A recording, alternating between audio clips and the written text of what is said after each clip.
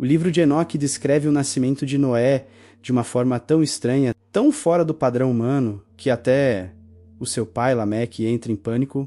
Não é um detalhe pequeno, não é uma metáfora jogada de lado. O texto faz questão de parar a narrativa normal para enfatizar que aquele bebê não era comum. Sua pele era branca como a neve, seu corpo brilhava, seus cabelos eram brancos como lã desde o nascimento, e seus olhos, ao se abrirem, iluminaram toda a casa como o sol. Não apenas isso, Noé teria falado logo ao nascer, erguendo a voz para o Senhor da Justiça. Estamos falando de um texto antigo, apócrifo, mas extremamente detalhado, preservado por séculos, que descreve algo que nem hoje, com toda a nossa ciência, conseguimos explicar facilmente. A reação de Lameque, pai de Noé, é talvez o ponto mais revelador de todos. Ele não celebra, ele não vê aquilo como uma bênção automática. Pelo contrário, entra em desespero e corre até seu pai, Matusalém, dizendo que a criança não parece humana. Ele chega a afirmar que o menino se parece com os filhos dos anjos do céu. Isso é fundamental. A própria narrativa reconhece a possibilidade de uma origem não humana. Lameque teme que sua esposa tenha sido fecundada por um dos vigilantes, os Watchers. Aqueles mesmos seres descritos em Enoque como entidades que desceram à Terra, ensinaram tecnologia proibida, manipularam a humanidade e geraram híbridos gigantes, os Néfili. A interpretação mais aceita academicamente tenta resolver isso dizendo que tudo não passa de simbolismo, que o brilho representa pureza espiritual, que a brancura representa eleição divina, que a fala ao nascer é apenas um recurso literário apocalíptico.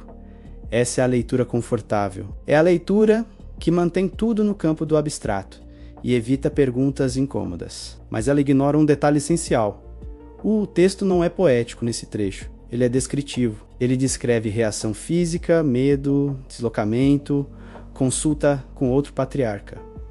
Isso não é comum em alegorias puras. É narrativa de evento. Outra explicação mais moderada tenta dizer que Noé poderia ser apenas um humano com alguma condição genética rara, como albinismo. Pele extremamente clara, cabelos brancos desde o nascimento, mas essa hipótese desmorona quando confrontada com os outros detalhes.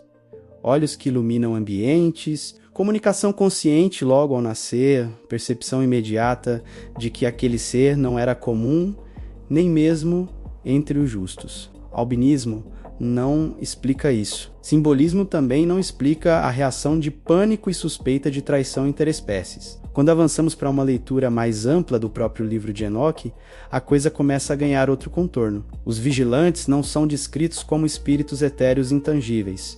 Eles descem fisicamente e ensinam metalurgia, astrologia, engenharia, entre outras coisas de suma importância. Isso não é espiritualidade abstrata, isso é transferência de conhecimento técnico. Eles possuem corpos, se reproduzem, interagem, punem, são presos. A linguagem antiga simplesmente não tinha vocabulário para descrever tecnologia avançada. Tudo vira glória, fogo, luz, carros celestiais, nuvens que se movem. Dentro dessa lógica, a possibilidade de inseminação artificial, manipulação genética ou algum tipo de experimento híbrido deixa de ser absurda. Se os vigilantes estavam criando uma linhagem híbrida, faz sentido que alguns desses nascimentos fossem diferentes, instáveis, anômalos. O dilúvio, então, deixa de ser apenas punição moral e passa a ser uma intervenção para resetar um experimento que saiu do controle. Aqui surge uma teoria menos falada, mas extremamente provocadora. E se Noé não fosse apenas humano, nem apenas híbrido, mas um modelo corrigido, um indivíduo criado ou modificado com o propósito específico de preservar a espécie humana após o colapso. Um tipo de backup genético, isso explicaria por que ele é diferente, mas ao mesmo tempo escolhido. Diferente dos Nephilim, que seriam híbridos instáveis e violentos, Noé seria uma versão ajustada, compatível com a continuidade humana. Alguns autores reinterpretaram os vigilantes como entidades vindas de outro planeta. Zecharia Sitchin, em especial, com tecnologia muito superior, podendo manipular DNA, engenharia climática e consciência. Segundo essa visão, o dilúvio não teria sido um fenômeno puramente natural, mas um evento controlado, talvez até provocado, para eliminar linhagens defeituosas. A arca, por sua vez, poderia ter sido tanto uma embarcação literal quanto uma estrutura tecnológica de preservação biológica, algo parecido com um banco genético primitivo. Os céticos dizem que isso é fantasia, pseudociência, leitura anacrônica, mas curiosamente, esses mesmos céticos aceitam sem questionar que um bebê falou ao nascer, que uma casa brilhou como o sol, que anjos desceram, que gigantes caminharam sobre a terra, que mares se abriram, que nuvens guiavam povos inteiros no deserto. A diferença é apenas o rótulo. Quando chamamos de milagre, tudo é permitido. Quando chamamos de tecnologia, tudo vira absurdo. Mas talvez o erro esteja exatamente aí. Se um helicóptero pousasse há 3.000 anos, seria descrito como um dragão de vento. Se um drone iluminasse uma vila à noite, seria descrito como uma estrela viva. Se uma inseminação artificial ocorresse, seria descrita como a ação de um deus ou anjo. A Bíblia não é um livro de ciência moderna, é um livro de testemunhas, tentando descrever o indescritível com o vocabulário que tinham. Não é, então, pode ser visto sob 3 camadas simultâneas. Para o teólogo tradicional, um escolhido por Deus. Para o acadêmico, um símbolo literário. Para o olhar conspiratório, um indivíduo alterado, preparado, talvez não inteiramente humano, inserido num plano maior de controle e reinício da civilização. O fato de seu nascimento ser tratado como algo perturbador, suspeito e quase escandaloso dentro do próprio texto bíblico apócrifo é o maior indício de que ali existe algo que nunca foi totalmente explicado. E talvez o mais inquietante seja isso.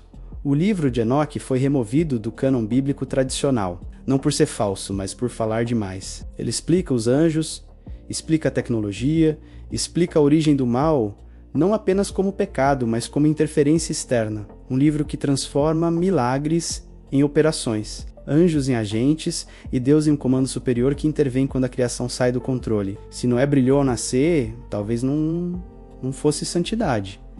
Talvez fosse ativação. Se seus olhos iluminavam a casa, eu não consigo ver como apenas uma metáfora. Talvez fosse algo que nossos antepassados não tinham palavras para descrever.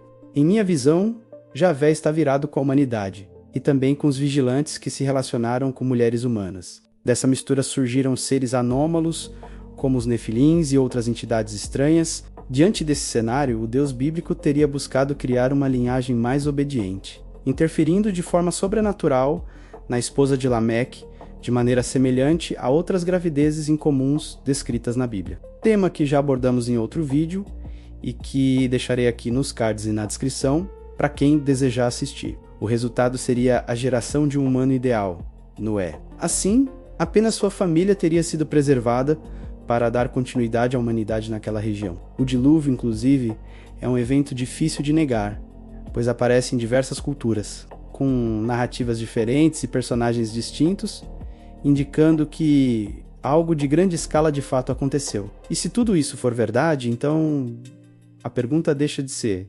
Noé era um alienígena? E passa a ser muito mais desconfortável, quantos outros personagens bíblicos também eram. E por que ainda insistimos em chamar tecnologia de milagre? Não estou dizendo que milagres não ocorreram, obviamente muitos casos inexplicáveis. Possivelmente foram milagres divinos, mas como dizia Immanuel Kant, a inteligência não se mede pela certeza, mas pela capacidade de suportar a incerteza. Ou seja, precisamos ter a habilidade de lidar com a dúvida e o desconhecido sem se abater, mantendo a mente aberta para o aprendizado e a reflexão. Espero que tenham curtido embarcar nessa arca de ideias comigo. Quero saber a opinião de vocês sobre o assunto. Comentem aqui. Se quiser me ajudar, manda aquele like, se inscreve no canal e bora pro próximo mistério.